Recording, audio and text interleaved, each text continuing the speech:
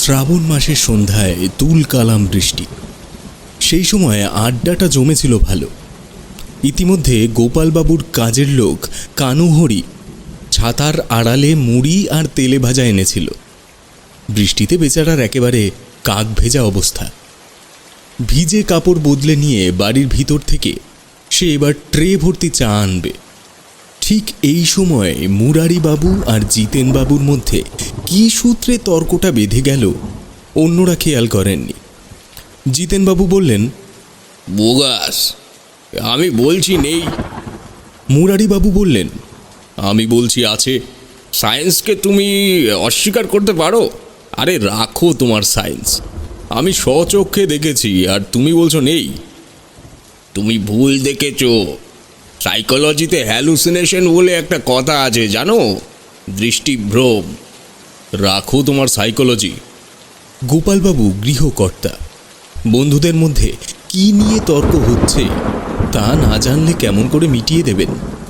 তাই তিনি বললেন, আহা, ব্যাপারটা কি? জিতেনবাবু বাঁকা হেসে বললেন, ভূত।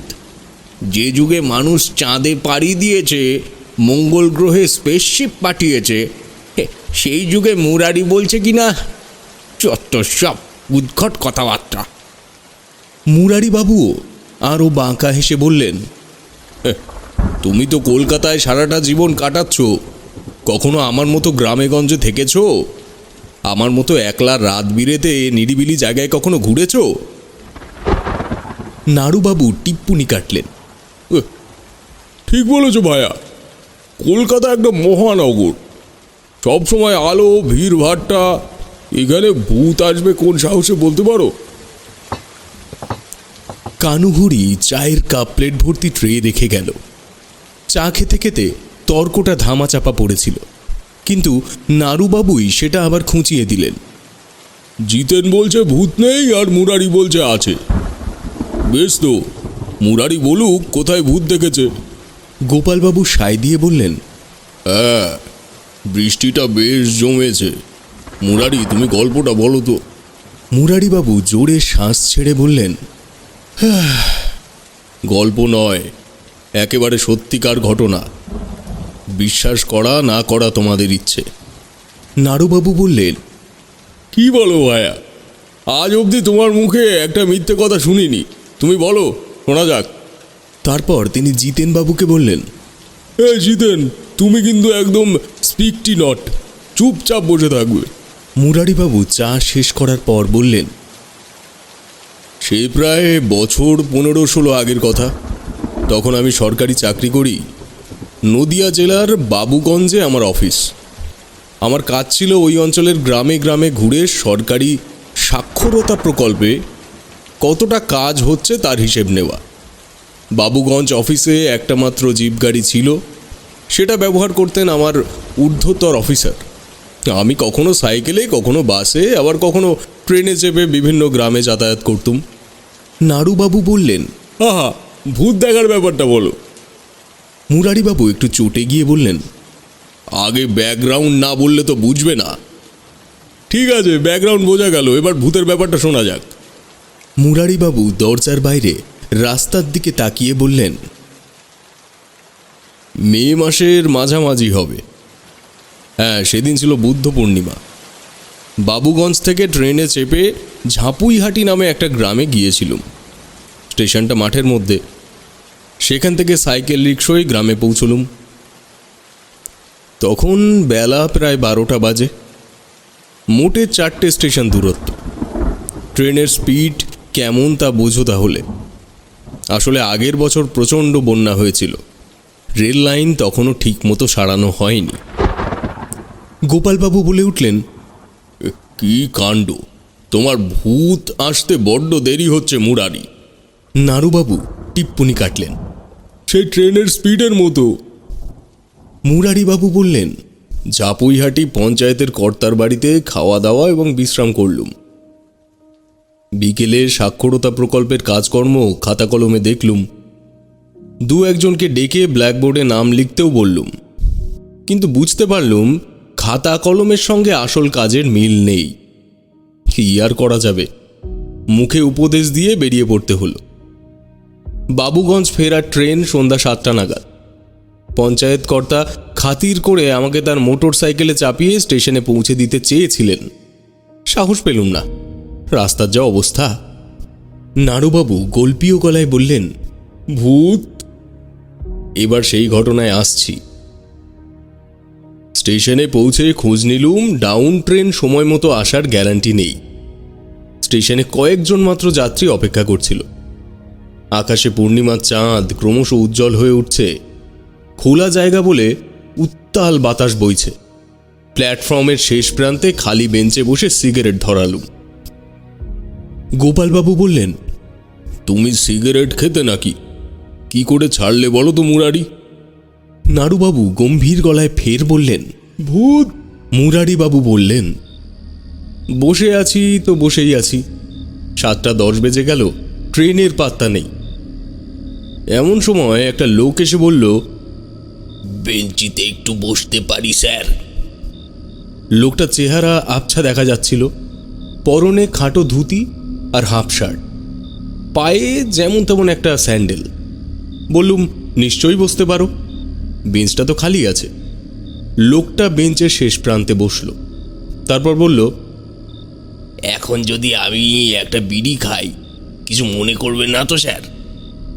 এ তো দেখছি বিনয়ের অবতার। বললুম, তুমি বিড়ি খাবে তাতে আমার মনে করার কি আছে? লোকটা পকেট থেকে দেশলাই বের করে আগুন জেলে বিড়ি ধরালো। ওই একটুখানি আলোয় দেখলুম লোকটার মুখে খোঁচা খোঁচা গোঁপধারী, আর বাঁ দিকের গাল থেকে গলা অবধি ক্ষত চিহ্ন। তার মুখটা দেখে কেন যেন একটু অস্বস্তি জাগল। তার গায়ের রঙও কুচকুচে কালো। কেউ নিশ্চয়ই লোকটার গাল ও গলায় চপারের কোপ মেরেছিল। গোপালবাবু বললেন, তাহলে লোকটা কোন খারাপিতে মরে যাওয়ার পর ভূত হয়েছিল? মুরারিবাবু বিরক্তি হয়ে বললেন, আহা, পুরোটা বলতে দাও।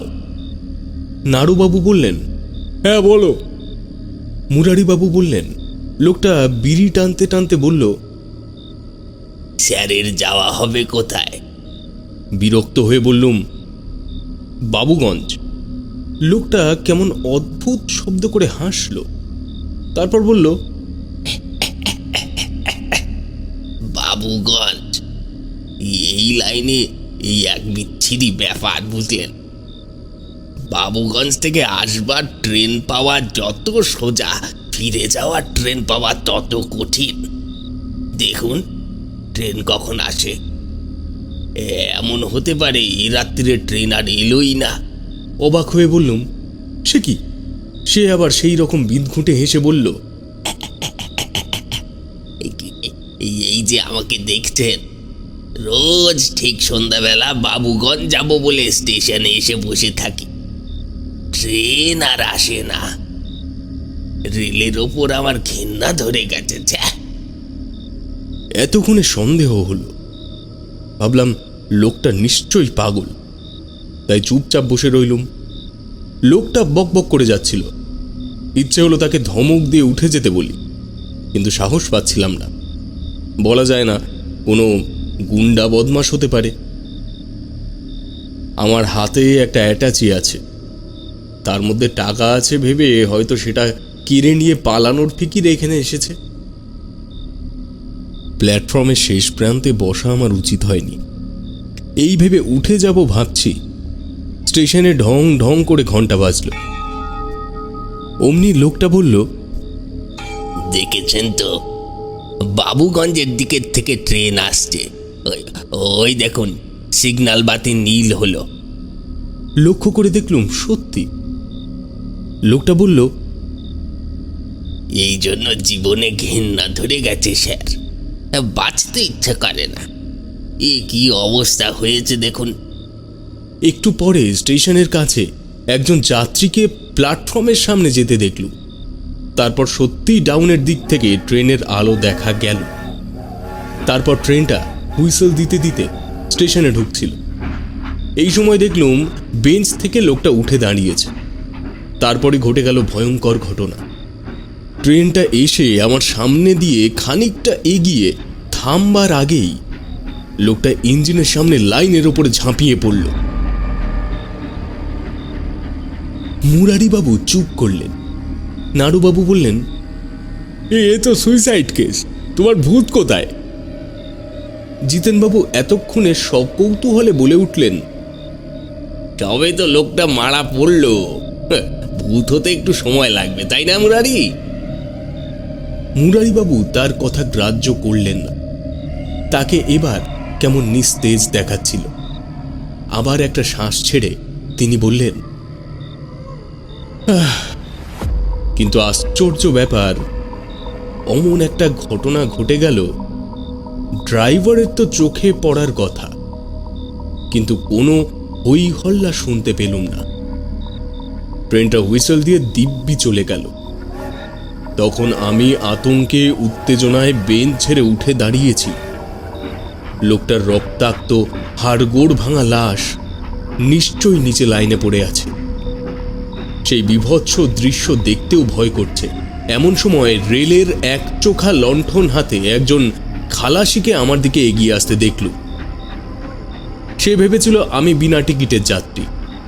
আমার কাছে এসে সে টিকিট দাবি করতেই বললুম,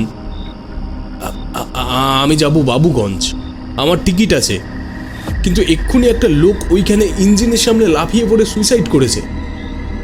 সে অবাক হয়ে বলল, সে কি, কখন? বললুম, গিয়ে দেখো, লাইনে তার লাশ পড়ে আছে। খালাসিটি লণ্ঠন হাতে প্ল্যাটফর্মের নিচে লাইনে আলো ফেলে এদিক সেদিক দেখার পর বলল, কোথায় লাশ? আপনি টিকিট কাটেননি, তাই আজগুবি কথা বলে কেটে পড়ার তালে আছে। খাপ্পা হয়ে তাকে আমি টিকিট দেখালুম। তখন সে হাসতে হাসতে বললে, আপনি ভুল দেখেছেন স্যার। মাথায় জেদ চেপে গেছে আমার। তাকে বললুম, লাশটা ইঞ্জিনের চাকার ধাক্কায় হয়তো দূরে ছিটকে গেছে, চলো চলো খুঁজে তোমাকে দেখিয়ে দিচ্ছি। গোপালবাবু বললেন, লাশ দেখতে পেলে? না, অনেক খোঁজাখুঁজি করে লাশ তো দূরের কথা, রেল লাইনে রক্তের চিহ্ন পর্যন্ত দেখতে পেলুম না। আতঙ্ক আর অস্বস্তিতে আমার শরীর তখন অবশ হয়ে গেছে। খালাসি বলল, ডাউন ট্রেন আসতে আর একটু দেরি হবে স্যার। আপের স্টেশনে মালগাড়ি দাঁড়িয়ে আছে তো, এবার মালগাড়ি পাস হবে, তারপর ডাউন ট্রেন আসবে। যাই হোক, সেই স্টেশনের দিকে চলে যাওয়ার পরে সেখানে দাঁড়াতে আর সাহস হলো না। স্টেশনের কাছাকাছি একটা বেঞ্চের উপরে গাছের ছায়া পড়েছিল, সেই বেঞ্চে গিয়ে বসলুম। তারপরে দেখলুম বেঞ্চের অন্য প্রান্তে কেউ বসে আছে। নাড়ুবাবু বলে উঠলেন, সেই লোকটা নয় তো? মুরারিবাবু বললেন, তাছাড়া আর কি, সেই ব্যাটার ছেলে। আমি যেই বসেছি অমনি সেই রকম বিদঘুটে হেসে বলল, খালাসির সঙ্গে রেল লাইনে কি যেন খুঁজে বেড়াচ্ছিলেন স্যার।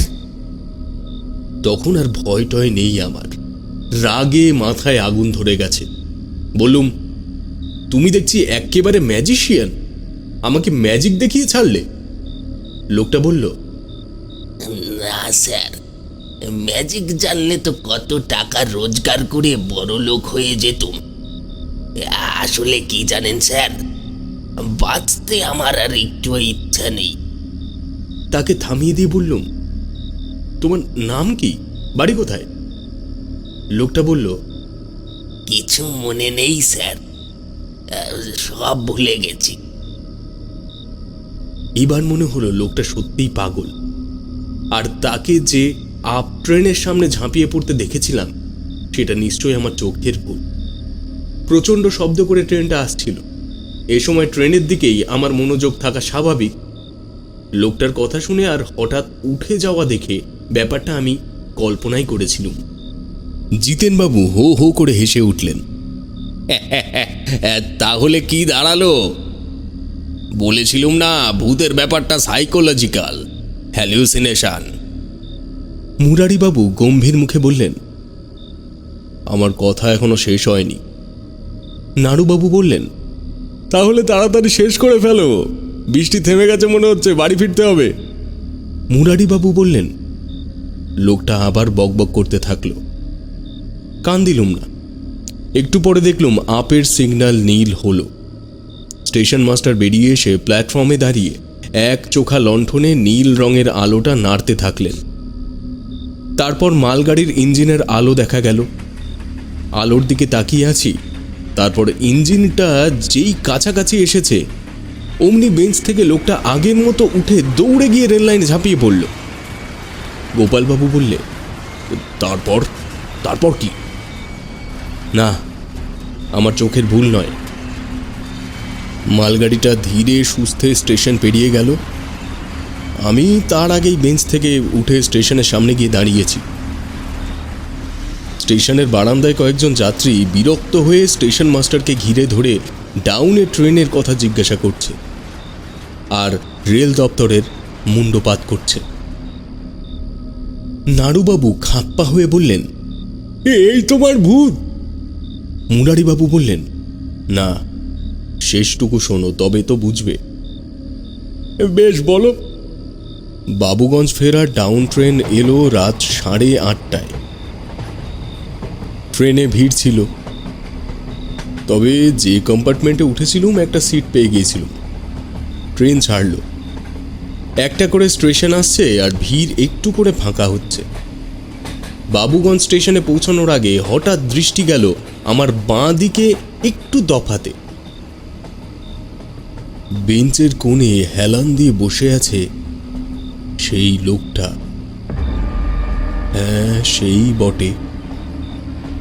কালো কুচকুচে গায়ের রং, গায়ে ছাই রঙা হাফ শার্ট, পরনে খাটো ধুতি। বাঁদিকের গাল থেকে গলা পর্যন্ত দাগড়া দাগড়া ক্ষতচিহ্ন। সে আমার দিকে এবার তাকালো, হিংস্র দৃষ্টি, চোখ দুটো নিষ্পলক। আতঙ্কে আমার শরীর তখন প্রায় অবশ। দৃষ্টি সরিয়ে নিলুম। একটু পরে বাবুগঞ্জ স্টেশনে ট্রেন দাঁড়ানো মাত্র আমার পেছনের দিকের দরজা দিয়ে নেমে গেলুম।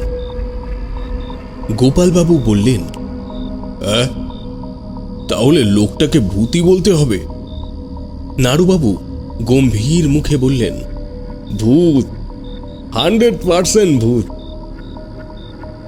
জিতেনবাবু বাঁকা হেসে উঠে দাঁড়ালেন, বললেন, ওহে গোপাল, মানে একবার বাথরুমে যাব। গোপালবাবুর বাড়িটা পুরনো আমলের।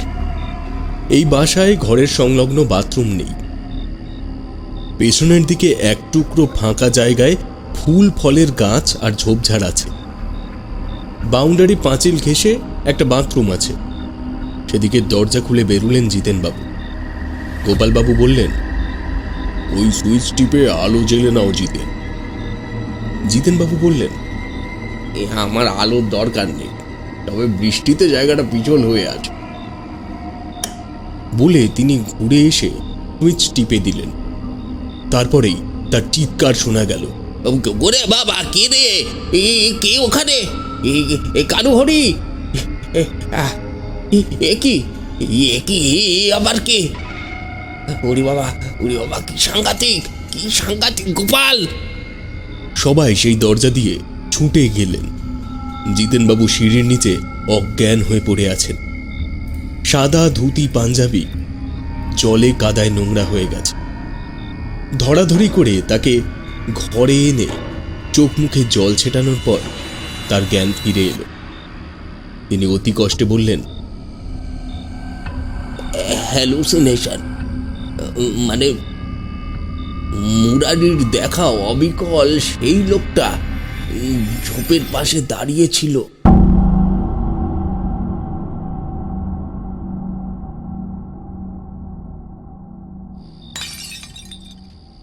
রাত দুপুরে হঠাৎ ঝমঝম শব্দে ঘুমের রেশ ছিঁড়ে গেল।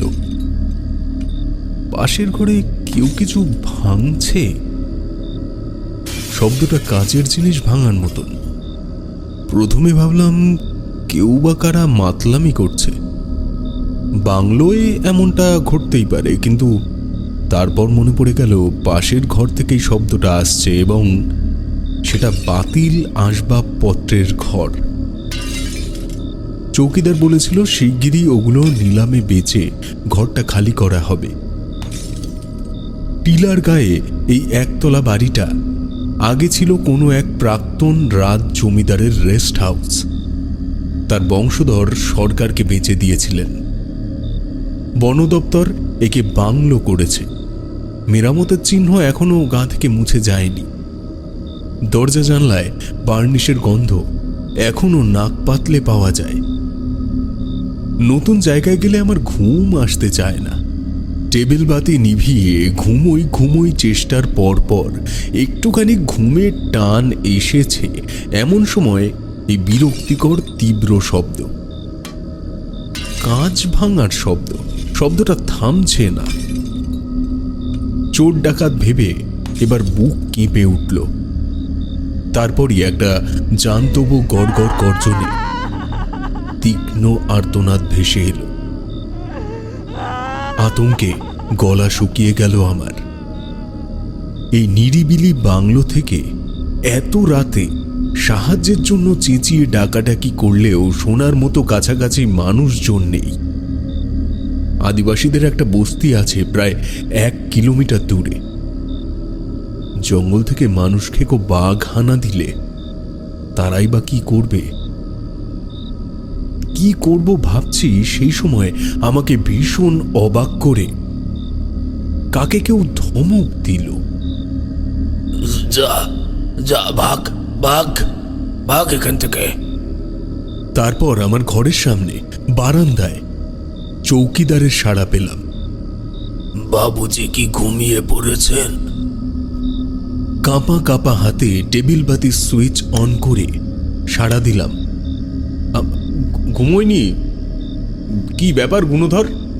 চৌকিদার গুণধর বলল, ও কিছু না, ঘুমন বাবুজি।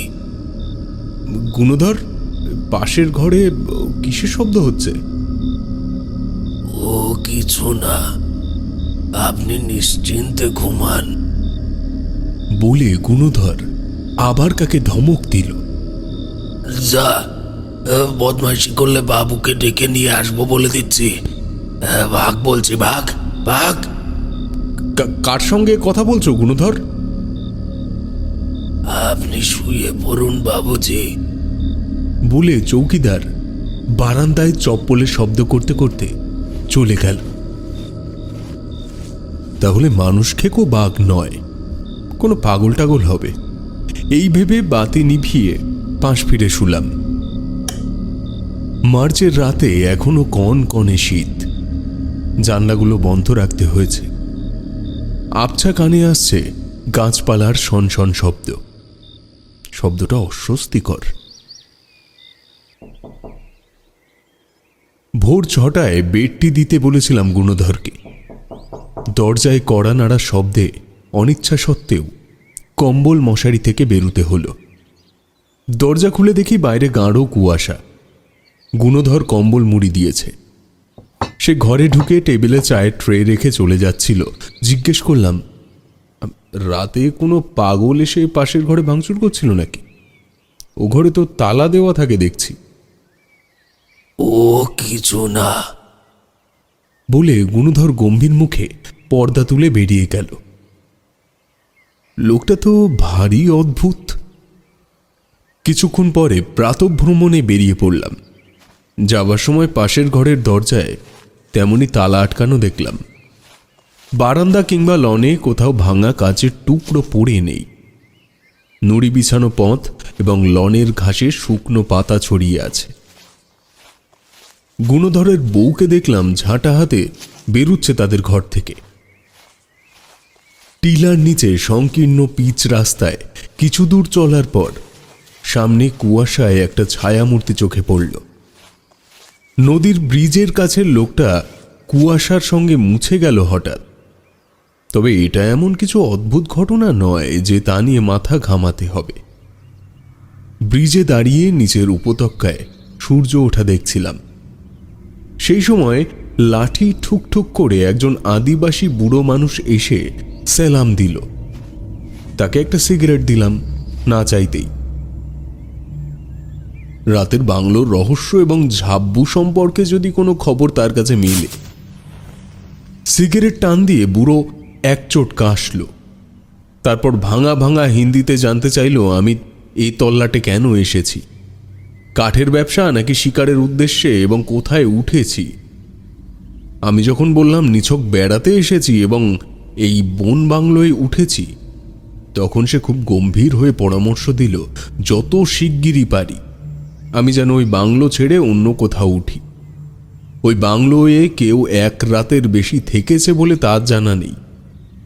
হ্যাঁ, গুণধর আর তার বউ আছে, তবে ওদের কোনো বিপদ নাকি হয় না, কারণ ঝাব্বু ওদের ছেলে। ঝাব্বু ওদের কোনো ক্ষতি হতে দেবে না। ঝাব্বু কোথায় থাকে? বুড়ো কাশতে কাশতে বলল, কাছাকাছি থাকে। বুড়োর কথায় অবাক হয়ে বললুম, কি করে সে? কি করবে আর, বেঁচে থাকতে যা করতো তাই, গাছে গাছে হাওয়া খায় আর ঘুরে বেড়ায়। ঝাব্বু বেঁচে নেই অথচ কাছাকাছি থাকে, এর মানে কি? বুড়ো হাসবার চেষ্টা করে বলল, থাকবে রাত কোথায় থাকবে? যে গাছের ডগায় সে ক্ষীর বাচ্চা পাড়তে উঠে ডাল ভেঙে পড়ে মারা যায়, সেই গাছটা তো বাংলোর নিচেই। বাবুজি কি দেখেননি সেই বিশাল আমলকি গাছটা? তবে ঝাব্বু আছড়ে পড়ার পর একটা কালো কুকুর এসে তার রক্ত চাটছিল। কুকুরটা প্রায়ই দেখা যায়। রাত্রি হলে এ ধরনের কথাবার্তা গা ছমছম করা একটা অদ্ভুত গল্পের স্বাদ দিত, কিন্তু দিনের বেলায় কথাগুলো আমাকে হাসিয়ে ছাড়ল। কিন্তু বুড়ো বলল সে মোটেও তামাশা করছে না। তাদের বস্তিতে সবাই জানে সব কথা। এলাকার কাঠের ব্যবসায়ীরা জানেন, সরকারি লোকেরাও জানেন। ওটা ছিল পাগলা বাবুর কোঠি। আমি প্রশ্ন করলাম, এই পাগলা বাবুটাকে? এই এলাকার এক নাম করা লোক ছিল সে। কেন সে হঠাৎ পাগল হয়েছিল এবং কেমন করেই বা মারা পড়েছিল কেউ জানে না।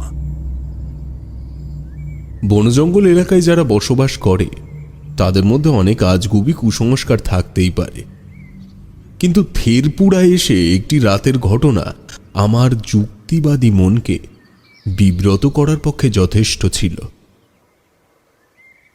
আদিবাসী বুড়ো লোকটি যাই বলুক, পাশের ঘরে কাঁচ ভাঙার ক্রমাগত শব্দ আর একটা তীক্ষ্ণ আর্তনাদ আমি তো নিজের কানেই শুনেছি। পরে মনে হলো রাত্রে সাহস করে বেরিয়ে আমারই দেখা উচিত ছিল সত্যি কি সব ঘটছে ওখানে। গুণধরকে অনেক প্রশ্ন করেও কোনো সদুত্তর পেলাম না। ও কিছু না কিছু বলে সে আমার প্রশ্নগুলো এড়িয়ে গেল। সমস্যা হলো লোকটা যত ভদ্র আর বিনয়ী হোক, সে খুব কম কথা বলে। সবসময় কেমন গম্ভীর হাব ভাব আর কাজ খুঁজে বেড়ানোর ভঙ্গি। আদিবাসী বুড়োর কাছে যে ভুতুড়ে গল্প শুনেছি, গুণধর তাতে কান দিল না, শুধু বলল, মানকু হারাম নিজেই একটা ভূত। গুণধরের ওপরে মনে মনে খুব খাপ্পা হয়েছিলাম, কিন্তু আমি তো পুলিশ নই যে ওর পেটে রুলের গুঁতো মেরে কথা আদায় করতে পারবো। ওর বউকে যে কোনো প্রশ্ন করব তার সুযোগও পাচ্ছিলাম না। সে ভোরবেলা ওকে লনে শুকনো পাতা ঝাঁট দিতে দেখেছিলাম, তারপর থেকে সে নিজের ঘরের আনাচে কানাচে ঘুরছে, একবারও এদিকে কাছাকাছি আসছে না। মেয়েটি গুণধরের মতোই চুপচাপ আর গম্ভীর। তাছাড়া দেখতে মোটামুটি সুন্দর এবং যুবতী সে। বাংলোর চৌকিদারের এমন বউয়ের সঙ্গে কথা বলার চেষ্টা ঠিক কাজ হবে না। সেই আদিবাসী বুড়ো মানকু হারাম বলেছিল আমলকি গাছ থেকে পড়ে গুণধরের ছেলে ঝাব্বু মারা যায়। গুণধর এটা অবশ্য স্বীকার করেছে এই পর্যন্ত। দুপুরে খাওয়ার পর বিছানায় গড়াচ্ছিলাম। সিগারেট টানতে টানতে একটা সিদ্ধান্তে পৌঁছতে চাইছিলাম, এখানে থাকবো না চলে যাব। বেড়াতে এসে ভূতের উপদ্রবে জড়িয়ে পড়ার মানে হয় না। ক্রমশ একটা অস্বস্তি আমাকে পেয়ে বসেছে। এই বসন্তে বনভূমির সৌন্দর্যের দিকে মন টানছে না। বারবার রাতে সেই বিভীষিকার স্মৃতি এসে মনকে অস্থির করে দিচ্ছে।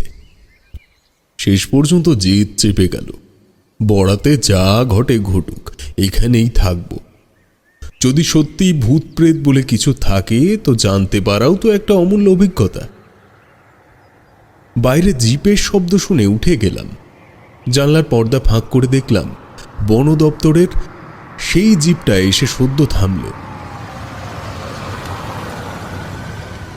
এই ড্রাইভার আমাকে বাংলোয় পৌঁছে দিয়েছিল রেল স্টেশন থেকে। জিপ থেকে এক যুবক আর এক যুবতী নামল। দুজনেই ঝকঝকে স্মার্ট চেহারা। দেখা মাত্র মনে হলো হানিমুনে আসা সদ্য বিবাহিত এক দম্পতি। গুণধর দৌড়ে এসে সালাম দিল। ড্রাইভার তাকে কিছু বলল। তখন গুণধর তাদের লাগেজ বয়ে নিয়ে বারান্দায় উঠল। জিপের ড্রাইভার যথারীতি বকশিস নিয়ে চলে গেল। দরজা খুলে বারান্দায় আমার ঘরের সামনে বেতের চেয়ারে বসে পড়লাম। যুবক যুবতী আমাকে একবার দেখে নিয়ে অন্যদিকের একটা ঘরে গিয়ে ঢুকল। তাদের দৃষ্টিতে একটু বিস্ময়, একটু বিরক্তি ছিল, অথবা আমারই দেখা ভুল হতে পারে। হানিমুনে নিরিবিলি কোনো বাংলোয় আসা অবশ্য স্বাভাবিক, বিশেষ করে এই থেরপুরের রাজবাংলো তত কিছু নামী পর্যটন কেন্দ্র নয়। পর্যটন দপ্তরের তালিকায় এর নামও নেই, তাই হয়তো তারা এখানে কারুর উপস্থিতি আশা করেনি। কিন্তু প্রশ্ন হলো, আজ রাতেও যদি কোনো এক পাগলা বাবুর ভূত এসে হানা দেয়, ওরা কি করবে? মনে মনে হাসলাম। ভূতের বাংলো থেকে তারা যে সকালবেলায় কেটে পড়তে পারে এ নিশ্চিতভাবে বলা চলে। কিছুক্ষণ পর দেখলাম গুণধর সাইকেল নিয়ে বেরোচ্ছে। বারান্দার নিচে এসে সে বিনীতভাবে জিজ্ঞেস করল, স্টেশন বাজারে যাচ্ছি বাবুজি, সিগারেট আনতে হলে টাকা দিন। বললাম, সিগারেট আছে তো তোমার নতুন গেস্ট এলো বুঝি? আগে ওদের জন্যই বাজারে যেতে হচ্ছে। কলকাতা থেকে এলো নাকি? হ্যাঁ বাবুজি, ড্রাইভারজি তো তাই বলল। রেঞ্জার সাহেবের সঙ্গে চেনা জানা আছে। কথা শেষ না করেই গুণধর সাইকেল চেপে চলে গেল। টিলার নিচে কোথাও একটা পাখি ডেকে উঠল। একটা আনমোনা হাওয়া এলো সনসনিয়ে। গাছপালা থেকে শুকনো পাতা ঝরে পড়ল। তারপর আবার কিছুক্ষণ স্তব্ধতা। তরুণ দম্পতির ঘরের দরজা বন্ধ। হঠাৎ নিজেকে ভীষণ একলা মনে হলো। উঠে গিয়ে বিছানায় শুয়ে পড়লাম। সবে 3টে বাজে। ঘণ্টাখানিক পরে বেরোতে বেরোবো। রাতে ভালো ঘুম হয়নি। দিনের বেলা ঘুমটা তাই আমাকে বাগে পেয়েছিল। গুণধর এসে ডাক দিয়ে দিল। তার হাতে চায়ের কাপ, বাইরে প্রাক সন্ধ্যার ধূসরতা। গুণধর চুপচাপ চা রেখে চলে গেল। বারান্দায় গিয়ে চা খেতে খেতে তরুণ দম্পতির ঘরের দিকে তাকালাম। হানিমুনে এসে ওদের ঘরবন্দি থাকার কথা নয়। এতক্ষণ নিশ্চয়ই উপত্যকার নির্জন নদীর ধারে গিয়ে প্রেম করছে। স্বীকার করছি, আমার এই কৌতূহলটা ছিল অশালীন। তা না হলে বিরক্তিকর আর ম্যাচ ম্যাচ করা এই শরীরটাকে নিয়ে টানতে টানতে বেরিয়ে পড়তাম না। আসন্ন সন্ধ্যার মুখে বনজঙ্গলের রাস্তায় একলা হাঁটার কোনো মানে হয় না। ফিরে আসতে অন্ধকার হবে ভেবে টর্চটা হাতে নিয়েছিলাম। নদীর ব্রিজে পৌঁছানোর আগেই লক্ষ্য করলাম ওরা হন্তদন্ত হয়ে ফিরে আসছে। থমকে দাঁড়িয়ে প্রকৃতি দর্শনের ভান করলাম। আমাকে দেখে ওরাও দাঁড়িয়ে গেল। দুজনের মুখে কেমন অস্বাভাবিক ভাব। কোনো জন্তু জানোয়ার দেখে কি ভয় পেয়ে পালিয়ে আসছে? যুবকটি ইংরেজিতে প্রশ্ন করল, আপনাকে ফরেস্ট বাংলোয় দেখেছি মনে হচ্ছে। মৃদু হেসে বাংলায় জবাব দিলাম, হ্যাঁ, আমি ওই বাংলোতেই উঠেছি। আমিও আপনাদের দেখেছি। আপনি কি কলকাতা থেকে এসেছেন? এবার সে বাঙালি হয়ে গেল। হ্যাঁ, আপনারা? কলকাতার থেকেই। এরপর যা হয় সে নিজের পরিচয় দিল। সুনন্দ রায় একটা নামী ফার্মের এক্সিকিউটিভ। তার স্ত্রীর নাম অনামিকা। একই ফার্মের ডেটা রিসার্চ সেকশনে কাজ করে। থেরপুরা ফরেস্টের রেঞ্জার অনামিকার দাদার বন্ধু। সেই সূত্রে তারা এখানে বেড়াতে এসেছে। আমি যা ভেবেছিলাম ঠিক তাই। বিয়ের পর এটা তাদের মধু চন্দ্রিমা যাপনে আসা। আমি তখন রসিকতা করে বললুম, মধুচন্দ্রিমার পক্ষে এটা অসময়, কারণ এখন কৃষ্ণপক্ষ চলছে। তখন সুনন্দ ছুটি পাওয়ার অসুবিধার কথা জানালো। রসিকতা তাকে ছুঁল না। আমার পরিচয় জেনে নিল এবং কবে এসেছি তাও জানল। আমি সাংবাদিক জেনে খুশিও হলো। কথা বলতে বলতে লক্ষ্য করছিলাম অনামিকার সেই স্মার্টনেস আর নেই। তাকে অন্যমনস্ক দেখাচ্ছিল। কাজেই আমাকে প্রশ্ন করতে হলো তারা কিছু দেখে ভয় পেয়েছে কিনা। সুনন্দ পা বাড়িয়ে বলল, ওই ব্রিজের ওখানে একটা লোক। তার কথার ওপরে বললাম, কোনো আদিবাসী বুড়ো? হ্যাঁ, লোকটা বাংলো সম্পর্কে একটা অদ্ভুত গল্প বলল। তাছাড়া বাংলোয় নাকি এক রাত্রির বেশি কেউ থাকতে পারে না।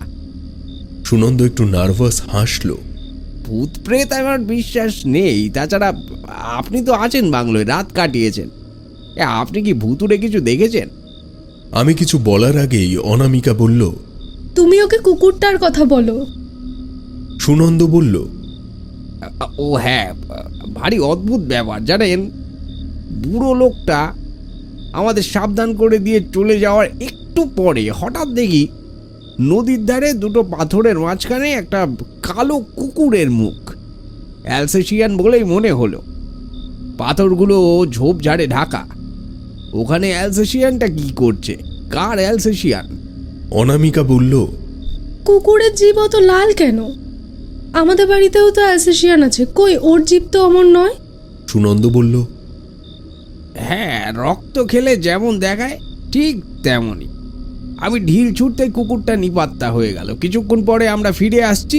হঠাৎ রাস্তার ডান দিকে ঝোপের ভেতর থেকে আবার সেই কালো কুকুরটা দেখতে পেলাম। একইভাবে মুখ বের করে আছে, চোখ দুটো যেন জ্বলছে। আবার ঢিল ছুড়লাম, আবার নিপাত্তা হয়ে গেল। বললাম, আদিবাসীদের পোষা কুকুর হতে পারে, হয়তো ওরা কুকুর নিয়ে জঙ্গলে শিকারে বেরিয়েছিল। সুনন্দ বলল, কথাটা আমিও ভেবেছি, কিন্তু অনামিকা জোর দিয়ে বলছে ওটা অ্যালসেশিয়ান। আদিবাসীরা কি অ্যালসেশিয়ান পোষে? তাছাড়া ওরা শিকারে বেরুলে সারা শব্দ পাওয়ার কথা।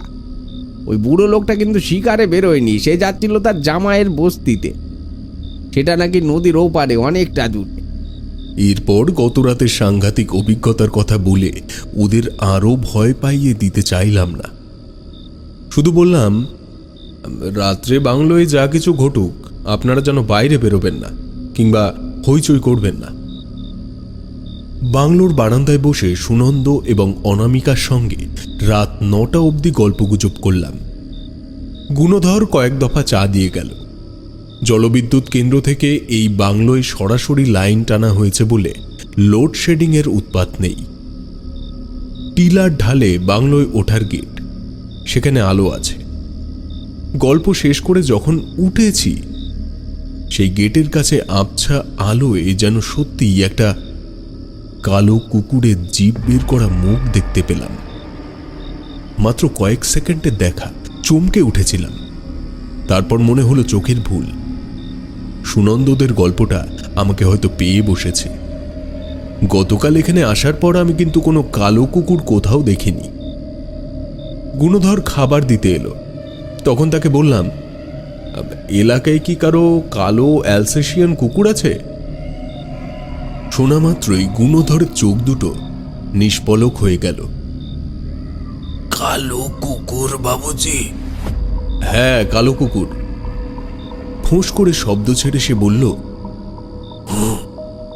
ছিল, তবে একটু চটে গিয়ে বললাম, গুণধর, তুমি কাল রাত থেকে বড্ড হেয়ালি করছো, কিছু খুলে বলছো না কেন? গুণধর আসতে বলল, আপনি পাগলা বাবুর কথা শুনেছেন মানকু হারামের কাছে? পাগলা বাবুর একটা কালো কুকুর ছিল, ওর ভাইপো কুকুরটাকে গুলি করে মেরেছিল। কেন? পাগলা বাবু ওই কোঠির মালিক ছিলেন। আমার বাবা ওর নকর ছিল। সে অনেক বছর আগের কথা বাবুজি। তো শুনেছি কুকুরটা ওর মতো হঠাৎ পাগল হয়ে যায়, ওর ওপর ঝাঁপিয়ে পড়ে ওকে মেরে ফেলে, নাড়ি ভুড়ি খেয়ে ফেলেছিল বাবুজি। কি নাম ছিল পাগলা বাবুর? দয়ারাম সিং নাম করা লোক ছিলেন উনি। বাবার কাছে শুনেছি বিদেশ থেকে সাহেবরা আসতেন ওর কাছে। কেন উনি হঠাৎ পাগল হয়ে যান কেউ জানে না। গুণধরের চোখে জল এসে গেল। দুঃখের কথা কি বলবো বাবুজি, আমার ছেলে জাব্বুকে উনি আমলকি গাছ থেকে ধাক্কা মেরে ফেলে দিয়েছিলেন। ছেলেটা মুখে রক্ত উঠে মারা পড়ল।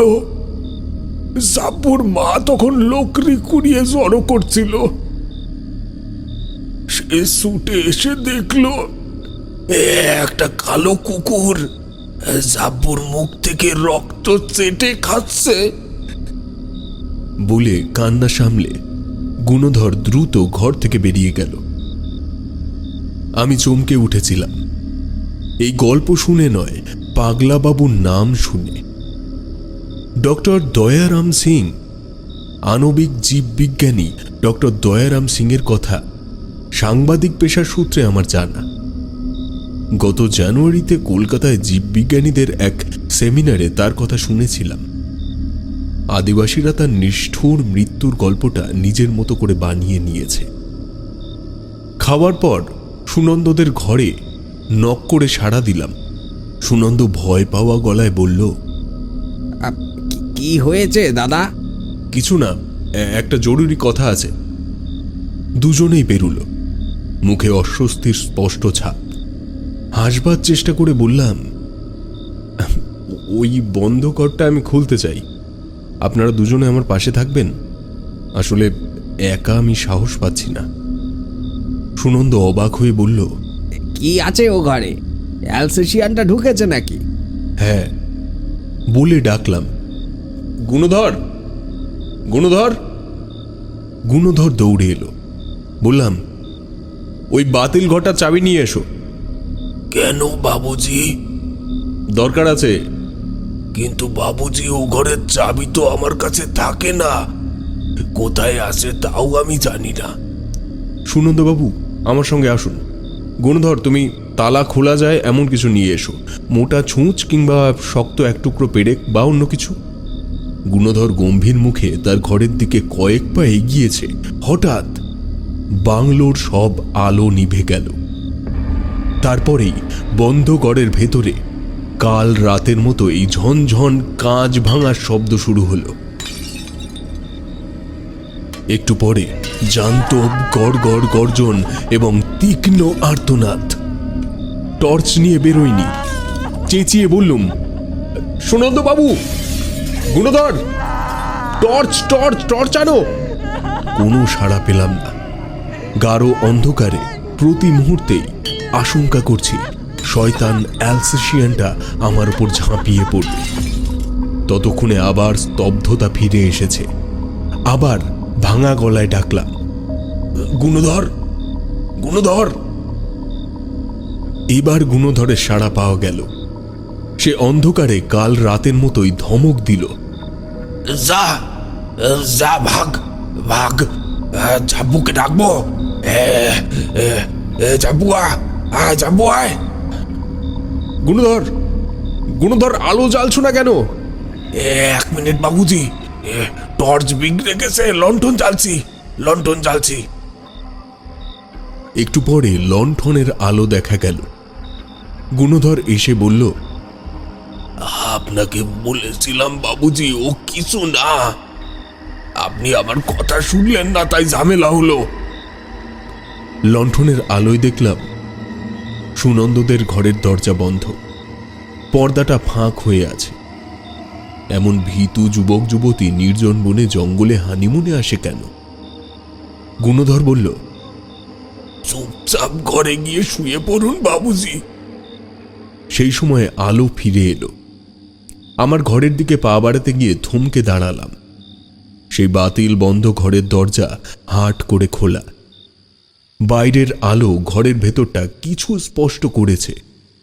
কয়েক মুহূর্তের জন্য একটা কালো অ্যালসেশিয়ানের লাল জিভ বের করা মুখও যেন দেখতে পেলাম। গুণধর দরজা টেনে আটকে দিল। জীর্ণ তালাটা ভেঙে নিচে পড়েছিল। সে নির্ভয়ে কুড়িয়ে সেটা আটকানোর চেষ্টা করল, কিন্তু সেটা আটকালো না। সে বলল, যান বাবুজি, শুয়ে পড়ুন। নিজের ঘরে ঢুকে দরজা বন্ধ করে সিগারেট ধরালাম। হানিমুনে আসা দম্পতিকে ভোরে উঠে আর দেখতে পাইনি। গুণধরের কাছে শুনেছিলাম তারা জিনিসপত্র নিয়ে পায়ে হেঁটেই চলে গেছে। 3 কিলোমিটার দূরে বড় রাস্তার মোড়ে পৌঁছে তারা স্টেশনের বাস পেয়ে যাবে। আমিও গোছগাছ করে ফেললাম। আণবিক জীবন বিজ্ঞানীর অতৃপ্ত আত্মার সহচার্য আমার মতো নগরবাসীর পক্ষে আনন্দময় নয়। গুণধর জঙ্গলবাসী মানুষ, তাছাড়া পেটের দায়ে তাকে চাকরি করার জন্য এখানে থাকতেই হবে। চলে আসার আগে তালা ভাঙা দরজা ফাঁক করে ভেতরটা দেখার ইচ্ছে ছিল। নিশ্চয়ই ওটা ডক্টর দয়ারাম সিং এর ল্যাবরেটরি ছিল, কিন্তু সেই ভয়ালো অ্যালসেশিয়ানটার মুখবেদান দিন দুপুরেও আমার সুস্থ নার্ভকে অসুস্থ করে ফেলবে ভেবেই বাংলো থেকে কেটে পড়লাম। গুণধর বিষণ্ণ মুখে দাঁড়িয়ে রইল। তার বউ রোজকার মতো শুকনো পাতা ঝাঁটিয়ে জড়ো করছিল। একবার মুখ তুলে আমাকে দেখল, তারপর আবার নিজের কাজে ব্যস্ত হলো।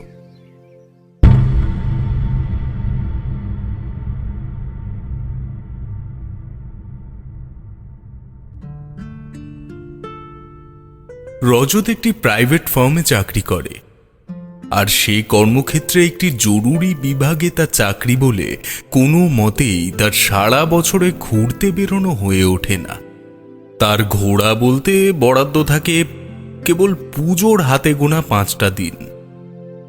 এই দিনগুলোতে সে পাড়ার মোড়ে বসে বন্ধুদের সাথে আড্ডা না দিয়ে প্রতি বছরই বেরিয়ে পড়ে কোথাও না কোথাও ঘুরতে। যদিও এই ঘোড়ার মধ্যে একটা বিশেষ কারণও গুপ্ত মন্ত্রের মতো মনের মণিকোঠায় আবদ্ধ থাকে, এবং সেটা হলো ভূতের সন্ধান। ভূত নামের এই জীবকুলের সঙ্গে তার পরিচয় করার শখ সেই ছোট থেকেই। তাই সে যেখানেই যাক না কেন, বেরোনোর পূর্বে আগে গন্তব্যের ব্যাপারে সমস্ত দুর্ঘটনা ও আপত্তিমূলক স্থানগুলিকে চিহ্নিত করে নেয়। সেবার পঞ্চমীর 3 দিন আগে পেপারটা খুলতেই খবরের শিরোনাম, নীল পাহাড়ে আতঙ্ক। রজত কফির কাপটা নিয়ে নড়ে চড়ে বসল, ভালো করে খবরটা পড়তে শুরু করল। উড়িষ্যার ময়ূরগঞ্জ জেলার ছোট্ট একটা গ্রাম নিশ্চিন্তা গত 3 মাস ধরে অদ্ভুতভাবে মানুষের মৃত্যু শিহরণ যোগাচ্ছে গোটা জেলায়। ভয় পেয়ে গ্রাম থেকে মানুষ পালিয়ে আসছে, আশ্রয় নিচ্ছে অন্য গ্রামে। রাত হলেই ভয়ঙ্কর বিভীষিকা গ্রাস করছে গোটা গ্রামকে। প্রতিদিনই কোনো না কোনো বাড়ি নিশানায়। মৃত্যু হচ্ছে পরিবারের সকলের। রহস্যের গন্ধ পেল রজত। রজত ভট্টাচার্য পেশায় একজন চাকুরে হলেও নেশায় তান্ত্রিক। তাই চাকরির বাইরে টুকটাক এসব নিয়ে ঘাটতে ঘাটতে সে যথেষ্ট জ্ঞান অর্জন করেছে। আবার ভূতান্বেষীও বলা যেতে পারে তাকে। খবরের কাগজটা রেখে নিজের সাধনার ঘরে বসে একাগ্র চিত্তে ধ্যানে মগ্ন হল রজত। চোখের সামনে নিশ্চিন্তায় ঘটে যাওয়া ভয়ঙ্কর ঘটনা ভেসে উঠতে লাগল। প্রচণ্ড সাহসী রজত শিউরে উঠল। প্রয়োজনীয় সব জিনিসপত্র গুছিয়ে নিয়ে রওনা দিল নিশ্চিন্তার উদ্দেশ্যে। নেশায় ভূতান্বেষী, তাই বিভিন্ন রাজ্য ঘুরে আঞ্চলিক ভাষা ও রক্ত। আজও গাঢ় অন্ধকারের মধ্যে একদল মানুষ হই হই চিৎকার করে ছুটে এলো পাহাড়ের কাছে। কিন্তু যেই না নীল পাহাড়ের সামনে এলো, নিঃশব্দে বোবা হয়ে গেল সবাই। কারোর মুখে কোনো কথা নেই। রাতের অন্ধকারে জ্বলন্ত মশালের আলো ছাড়া আর কোথাও কোনো আলোর চিহ্ন নেই। গ্রামের নাম নিশ্চিন্তা। উড়িষ্যার ময়ূরগঞ্জ জেলায় এই গ্রাম। গোটা গ্রামটাকে ঘিরে এই নীল পাহাড়। অপূর্ব সুন্দর এই পাহাড়। নীল পাহাড় এই নামকরণেই বহু বহু যুগ আগে স্বয়ং নীলকণ্ঠ এই পাহাড়ে সাধনা করেছিলেন। গ্রামের মানুষজন তাদের পূর্বপুরুষের থেকে এই গল্প শুনে আসছে। নিশ্চিন্তা গ্রামে বেশ কিছু আদিবাসী সম্প্রদায় মানুষ বসবাস করে। খুব গরিব এই গ্রামটা। প্রত্যেকের ঘরে ঘরে গরু, ছাগল, মুরগি পোষে। আর কিছু চাষ করে কোনো রকমে দিন কেটে যায় গ্রামের মানুষের। অভাব অনটনের জন্য প্রত্যেক দিন সবার বাড়িতে ঝগড়া অশান্তি লেগেই থাকত। অথচ কিছু বছর আগে গ্রামের পরিবেশটাই অন্যরকম ছিল। সুখ ছিল, শান্তি ছিল। অর্থাভাব থাকলেও নিজেদের মধ্যে বড় মিলমিশ ছিল। এইভাবে দিন, মাস, বছর পার হয়। গ্রামের লোকেরা দিন গুনত কবে সুদিন আসবে এই গ্রামে। গ্রামে লোকেদের সেই ভাবনার অবসান হলো একদিন। মাস তিনেক আগের কথা। গ্রামের প্রত্যেকটা লোকের মুখে মুখে বলা বলি হতে লাগলো যে ওই নীল পাহাড়ের গুহার মধ্যে কোনো এক সিদ্ধ পুরুষ এসেছেন। কিন্তু এই যোগী কোথা থেকে এসেছেন, কি উদ্দেশ্যে এসেছেন, তা কারোর জানা নেই। এমনকি কেউই তাকে কখনো দেখেনি। এর আগে এমন ঘটনা আগে কখনো হয়েছে বলে কারোর মনে পড়ছে না। তাই গ্রামের মানুষের চোখে মুখে চাপা আতঙ্কের ছাপ। গ্রামের লোকেরা নিজেদের মধ্যে আলোচনা করে ঠিক করল ওই নীল পাহাড়ের গুহায় তারা যাবে। সেই মতো পরের দিন গ্রামের সমস্ত লোকজনেরা একজোট হয়ে নীল পাহাড়ে রওনা দিল। পাহাড়ের চূড়াতে রয়েছে সেই গুহা। আর পাহাড়টাও বেশ উঁচু বলে গ্রামের লোকেরা সচরাচর খুব একটা কেউ আসে না ওই গুহার কাছে। এক এক করে সবাই অতি কষ্টে গুহায় এসে পৌঁছায়। গুহায় দিনের বেলায় সূর্যের আলো ঢোকে না বলে বেশ অন্ধকারাচ্ছন্ন হয়ে রয়েছে। নিজেদের মধ্যে একটা অজানা ভয়ে একে অপরকে আতঙ্কের চোখে দেখল। কিছুক্ষণ পর সবাই গুহার মধ্যে চোখ রাখতে রাখতে পেল আবছা অন্ধকার গুহার ভেতরে মাথা ভর্তি চুলে জটা, মুখ ভর্তি দাড়ি গোপ, চোখ দুটো ধূসর লাল, গলায় রুদ্রাক্ষর মালা আর কোমরে একটা লাল কাপড় জড়ানো এক সিদ্ধ পুরুষকে, যাকে দেখে গ্রামের সবাই চমকে উঠল। তৎক্ষণাৎ কয়েক পা পিছিয়ে এসে নিজেদের মধ্যে ফিস ফিস করে বলা বলি করতে লাগলো, নিশ্চয়ই কিছু উদ্দেশ্যে এখানে এসেছে এই মানুষটি। কিন্তু কেউ আর সাহস করে ওই যোগীকে কেউ জিজ্ঞেস করতে পারছে না কেন এই গুহায় এসেছে বা কি তার উদ্দেশ্য। সাহস করে গ্রামের মোড়ল জিজ্ঞাসা করে ফেলল, আপনি কে, কেনই বা এখানে এসেছেন? একসাথে এতগুলো প্রশ্নবান এতটুকুও বিচলিত করল না ওই যোগীকে। বরং নীরব হয়ে স্থিরভাবে তাকিয়ে রয়েছে গ্রামের লোকেদের দিকে। বেশ খানিকক্ষণ বাদে যোগী বললেন, আমি এক বিশেষ তন্ত্র সাধনার জন্য এই পাহাড়ে এসেছি। এই পাহাড়টা খুব শান্ত, খুব নিরিবিলি পাহাড়, আর স্বয়ং মহাদেবের অবস্থান এই পাহাড়ে। যোগী কথাগুলো বলে শেষ করতে পারল না। গ্রামের লোকেরা একসাথে বলল, এখানে কোনো তন্ত্র সাধনা হবে না।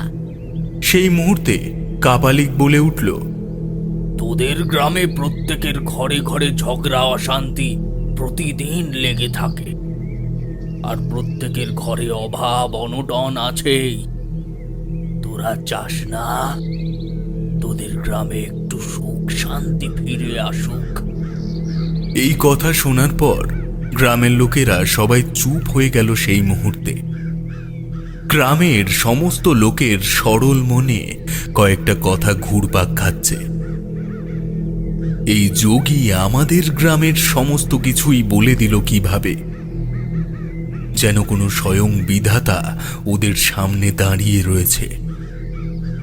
নিজেদের গ্রামে সুখ শান্তি কে বা না চায়, তাই সবাই একসাথে বলে উঠল, আপনি আপনি এর প্রতিকার করুন।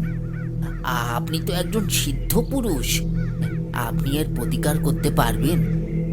তখনই যোগী বলল,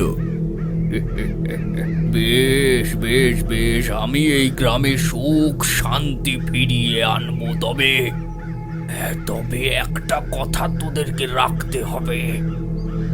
গ্রামের সমস্ত লোকজনেরা বলে ওঠে। কি কথা? যোগী বলল, গ্রামের সুখ শান্তি ফিরিয়ে আনার জন্য, আমার সাধনার জন্য একটা জীবের প্রাণ সমর্পণ করতে হবে। যোগীর কথাটা শোনা মাত্রই সেই মুহূর্তে গ্রামের মানুষদের মুখটা রক্তশূন্য হয়ে গিয়ে ফ্যাকাশে হয়ে গেল। কারোর মুখে কোনো কথা নেই। যোগী গ্রামের মানুষের মনের কথা বুঝতে পেরে পরক্ষণেই বললে,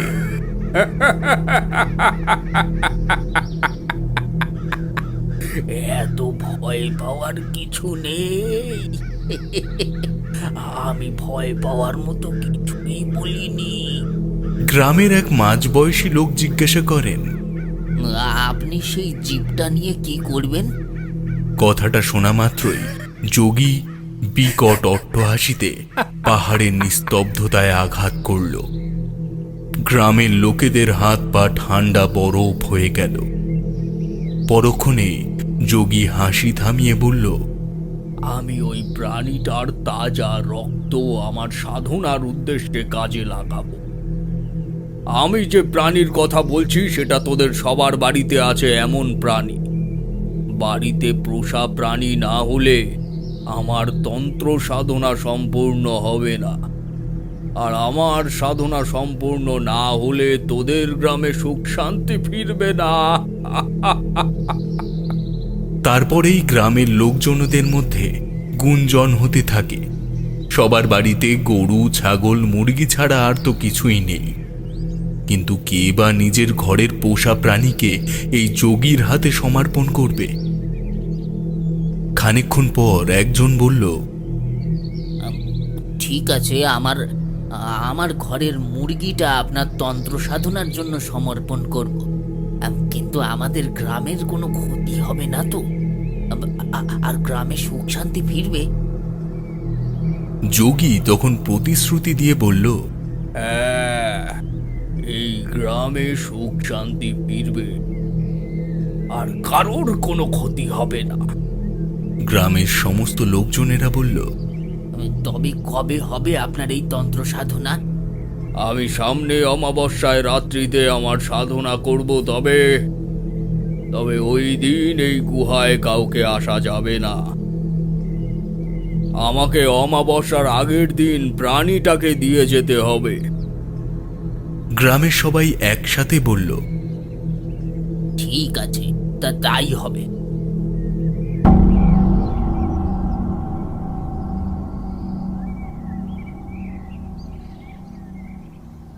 তারপর সকলে ওই গুহা থেকে বাড়ি ফিরে এলো। দুদিন বাদে অমাবস্যা। তাই অমাবস্যার আগের দিন গ্রামের কয়েকজন মিলে একটা মুরগি নিয়ে গিয়ে যোগীকে দিল। যোগী ওই অবলা প্রাণীটা নেবার পর ওদেরকে চলে যেতে বলল। ওরা সবাই মনের আনন্দে বাড়ি ফিরে এলো। অমাবস্যার দিন সকাল থেকে আকাশে কাক শকুনের দল গোটা গ্রাম জুড়ে ঘুরপাক খেতে আছে। যেন মনে হচ্ছে গ্রামে মড়ক লেগেছে। গ্রামবাসীদের অজান্তে গোটা গ্রামে আতঙ্কের করাল ছায়া ক্রমশ গ্রাস করেছে। গ্রামের রাস্তাঘাট একদম ফাঁকা। দিনের বেলায় মনে হচ্ছে কত না রাত্রি, চারিদিকে নিস্তব্ধ। যে গ্রামে কত না হই হুল্লোড় হতো, কত বাচ্চারা খেলা করত মাঠে, তা আজ একদম স্তব্ধ হয়ে গেছে। একদিনে নিশ্চিন্তা গ্রামটা কেমন যেন থমথমে হয়ে গেছে। দিনের আলো পশ্চিম আকাশে ডুব দিল। ক্রমশ অন্ধকার গভীর থেকে গভীরতর হতে লাগল। নিস্তব্ধে ঘন অন্ধকারে গোটা গ্রামটাকে ঘিরে ফেলেছে। শুনশান গ্রামে মাঝে মাঝে কুকুর শিয়ালগুলো কিসের যেন অজানা ভয়ে তারস্বরে চিৎকার করে চলেছে, আর তা বাতাসে প্রতিধ্বনিত হয়ে আরো ভয়ঙ্কর পরিবেশ সৃষ্টি করছে।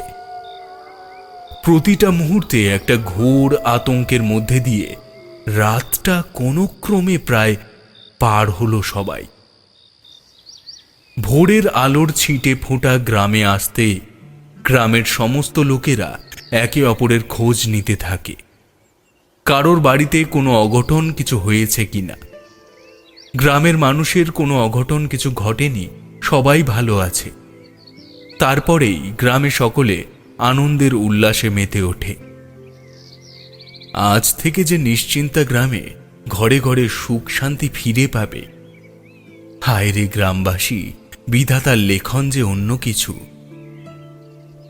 একটু বেলা গড়াতে গ্রামের প্রায় সকলেই মনের আনন্দে নীল পাহাড়ের উদ্দেশ্যে রওনা দিল। নীল পাহাড়ের গুহায় আসা মাত্রই সবাই ভয়ঙ্কর আতঙ্কে ঠিকরে উঠল। আবার কেউ কেউ তাড়াহুড়ো করে কোনো ক্রমে পাহাড় থেকে নেমে গেল। নীল পাহাড়ের গুহার কাছে আসতেই দেখল সেই যোগীর রক্তাক্ত নিথর দেহটা পড়ে আছে।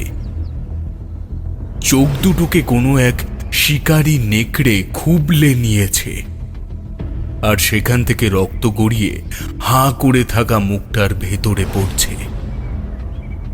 বুকের মধ্যে খুবলে খুবলে মাংস তুলে নিয়েছে কেউ। অবলা প্রাণীটার গলা ধর দুদিকে হয়ে আছে।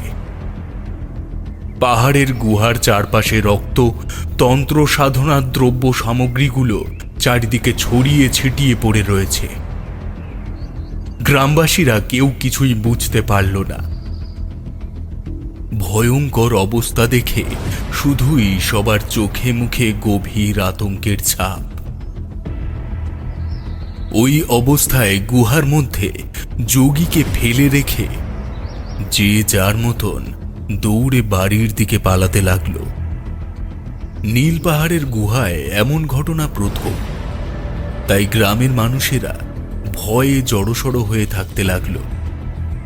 কিন্তু পাহাড়ের গুহার এই রকম মর্মান্তিক ঘটনার কোপ নিশ্চিন্তার গ্রামের উপর পড়ল কিছুদিন পর থেকে।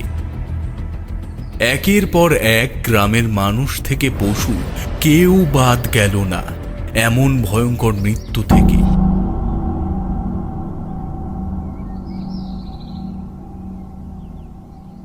বৃদ্ধ ব্রজ সুবুদ্ধি কথাগুলো আধা ওড়িয়া আর বাংলা মিশিয়ে বললেন। রজত জিজ্ঞাসা করল, তারপর কি হলো?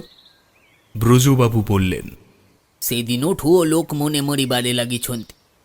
সবাই প্রায় গ্রাম ছেড়ে দিয়েছে, বাপ ঠাকুরদার ভিটে ছেড়ে যায় কোথায়? কেমনে তাই কামড়ে পড়ে আছি। রজত নীল পাহাড়ে যাবার জন্য প্রস্তুতি নিতে লাগল। বৃদ্ধ ব্রজবাবু বলল, তোমারও হাত ধরিতে কহুছি, সেদিক ঠাও বিপদ আছে, যাওনি। রজত বলল, কিচ্ছু হবে না আমার। আমি আজীবন এইসবের সন্ধানে ঘুরে বেরিয়েছি, বিপদ আমাকে সহজে গ্রাস করে না। মা চামুণ্ডা সর্বদা আমার রক্ষা করেন। সেই দিন গভীর রাতে রজত রওনা দিল নীল পাহাড়ের গুহায়। রজত গুহায় আসার পর স্পষ্ট বুঝতে পারল ওর আশেপাশে অদৃশ্যভাবে কেউ একজন আছে। নিঃশব্দ রাতের অন্ধকারে গুহায় কে থাকতে পারে তা এতটুকু বুঝতে অসুবিধা হলো না রজতের। স্বয়ং চামুণ্ডা যার সহায়, তার আবার কিসের ভয়? রজত বিন্দুমাত্র সময় নষ্ট না করে গুহার সামনে তাড়াতাড়ি করে একটা যজ্ঞকুণ্ড তৈরি করে নিল। ওর নিয়ে আসা সমস্ত দ্রব্য সামগ্রী ব্যাগ থেকে বের করে যজ্ঞকুণ্ডের সামনে রাখল। হঠাৎ করে ভয়ঙ্কর চিৎকার নিস্তব্ধ বাতাসে পাহাড়ে প্রতিধ্বনিত হতে থাকে। রজত কমণ্ডলুর গঙ্গা জল নিয়ে গুহার চারিদিকে ছিটিয়ে ছিটিয়ে দিল। তারপর ওই যজ্ঞকুণ্ডর সামনে বসে মা চামুণ্ডাকে আহ্বান করল মনে মনে। পর মুহূর্তে রজতের আহ্বান পেয়ে মা চামুণ্ডা স্বয়ং রজতের রক্ষা কবচ হয়ে বিরাজ করল ওই গুহায়। তারপর মন্ত্র উচ্চারণ করতে করতে জ্বলন্ত অগ্নিকুণ্ডতে ঘি বেলপাতার আহুতি দিতে থাকে সে। কিছুক্ষণ পর পাহাড় কাঁপিয়ে প্রচণ্ড বেগে একটা ঝোড়ো হাওয়া রজত সহ যজ্ঞকুণ্ডকে তছনছ করতে চায়, কিন্তু তা হওয়ার নয়, যেখানে স্বয়ং মা চামুণ্ডা বিরাজমান। পরক্ষণে পাহাড়ে একটা ভয়ঙ্কর আর্তনাদ বাতাসে ভেসে এলো, যেন কোনো পাহাড় ভেঙে গেল। তারপরেই যজ্ঞকুণ্ডর লেলিহান শিখার উপর একটা অবয়ব দেখতে পেল রজত। আর সেই অশরীরী অবয়ব বলতে আরম্ভ করল, ମୁଁ ଦେବି এই গাঢ় ঝিও ମୋ ବୟସ 15। দেবীর কথাগুলোর বাংলা করলে দাঁড়ায়, আমি দেবী, এই গ্রামেরই মেয়ে, আমার বয়স 15। আমার বাবা খুব গরিব আর আমাদের গরু ছিল। প্রত্যেক দিন আমি গরু নিয়ে এই পাহাড়ের কোলে চড়াতে আসতাম। সেদিনও এই পাহাড়ে গরু চড়াতে এসেছিলাম, আর সেই দিন পাহাড়ের ঘুরতে এসেছিল 4 জন শয়তান। আর ওই 4 জন হায়না আমার শরীরটাকে ছিঁড়ে খেয়েছিল। আমার আকুতি ওদের কানে পৌঁছায়নি সেদিন। শরীর থেকে প্রাণ না বেরোনো পর্যন্ত উল্লাস চলেছিল। সেদিন আমার চিৎকার আর্তনাদ কেউ শুনতে পায়নি এই গ্রামে। তারপর সেই নিথর দেহটা ফেলে দিল পাহাড়ের এক খাঁজে। আজও পর্যন্ত কেউ খোঁজ করেনি আমি কোথায়, এমনকি নিজের বাবা মাও না। আর এই যোগী কিনা আমাকে দিয়ে নিজের সিদ্ধি লাভ করবে, তাই যোগীর প্রাণ আমি নিয়েছি। গ্রামের মানুষেরও প্রাণ আমি নেব, এই গ্রামটাকে শেষ করে দেব। কেউ যদি আমার রাস্তায় আসে তাকেও শেষ করব। আমার শরীরের শেষ অবশিষ্ট অংশটুকু পাহাড়ের খাঁজে এখনো পড়ে আছে। দেবীর কথা শেষ হতেই বিকট জোরে হাসি। তারপরেই যজ্ঞকুণ্ডর অবয়বটা কোথায় মিলিয়ে গেল।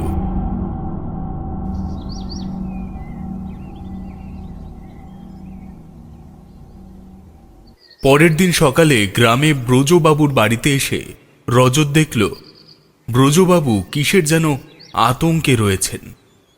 বসতে বলবেন না? এইଠି ତୁମ୍ଭେ ବସ। ଆମେ ଏବେ ଏଇ ଟାଇମ୍ରେ ଏତ ସୁକାରୁ? রজত বলে, আসলে একটা কথা জানার ছিল। କର କଥା। আচ্ছা ব্রজবাবু, এই গ্রামে দেবী নামে কি কোনো মেয়ে ছিল? রজতের কথা শোনার সাথে সাথে ব্রজবাবুর 2 চোখ জলে ভরে গেল।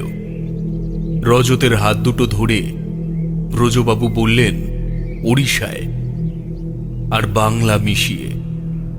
যা বললেন তার বাংলা করলে, দেবী আমারই মেয়ে।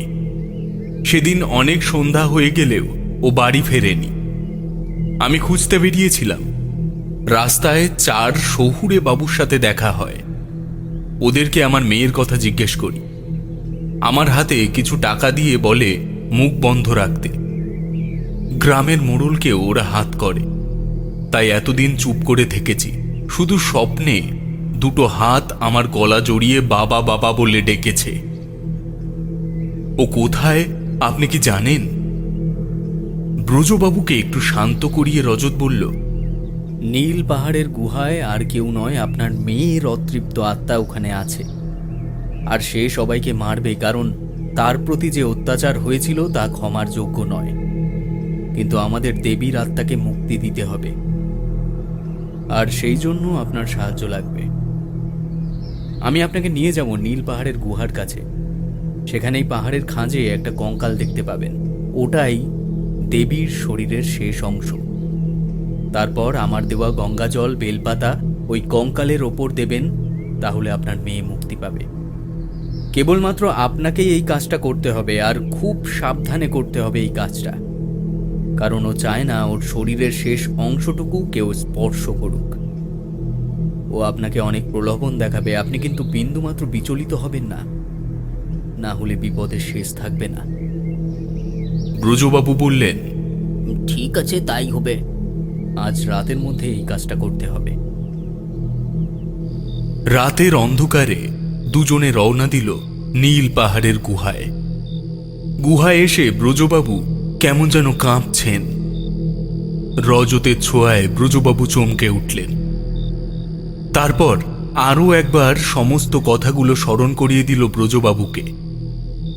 বারবার একটা কথা বলল, কোনোভাবে যেন দেবীর কথায় সাড়া না দেওয়া হয়, প্রলোভনে না পড়া হয়। ব্রজবাবু কোমণ্ডুলে গঙ্গা জল ও মন্ত্রপুত বেলপাতা নিয়ে পাহাড়ের খাঁজে কঙ্কালের দিকে যেতে লাগলেন। কঙ্কালের সামনাসামনি আসতেই হঠাৎ করে কেউ বলে উঠল, বাবা, তুমি কি করছো এখানে? তুমি এক্ষুনি বাড়ি চলে যাও। ব্রজবাবু দাঁতে দাঁত চেপে নিজের লক্ষ্যে যেতে থাকেন। প্রবল জোরে ঝোড়ো হাওয়া ব্রজবাবুকে সামনের দিক থেকে ঠেলে রেখেছে, যাতে না আর সামনে যেতে পারে। যেই না ব্রজবাবু মুখে বললেন, জয় মা চামুন্ডার জয়, জয় মা চামুন্ডার জয়, মুহূর্তের মধ্যে সমস্ত বাঁধন খুলে গেল, আর সঙ্গে সঙ্গে গঙ্গা জল, বেলপাতা ওই কঙ্কালের ওপর দিয়ে দিলেন। আকাশ বাতাস কেঁপে উঠল প্রচণ্ড চিৎকারে। ব্রজবাবু ওখানে বসে অঝোরে কেঁদে ফেললেন। রজত এসে ওনাকে ধরে নীল পাহাড়ের গুহা থেকে বাড়ি নিয়ে আসেন। নতুন ভোরের আলোয় গোটা নিশ্চিন্তা গ্রামটা আজ যেন ঝলমল করছে। আজ সমস্ত গ্রামের লোকেরা ব্রজবাবুর বাড়ির সামনে দাঁড়িয়ে রয়েছেন। গ্রামবাসীদেরকে দেখে ব্রজবাবু সব ভুলে গিয়ে আগামীর স্বপ্নে ডুব দিলেন। নিশ্চিন্তা গ্রামে সেই পূর্ব পরিচিত পবিত্র দুর্গোৎসবের ঢাকে কাঠি পড়ল।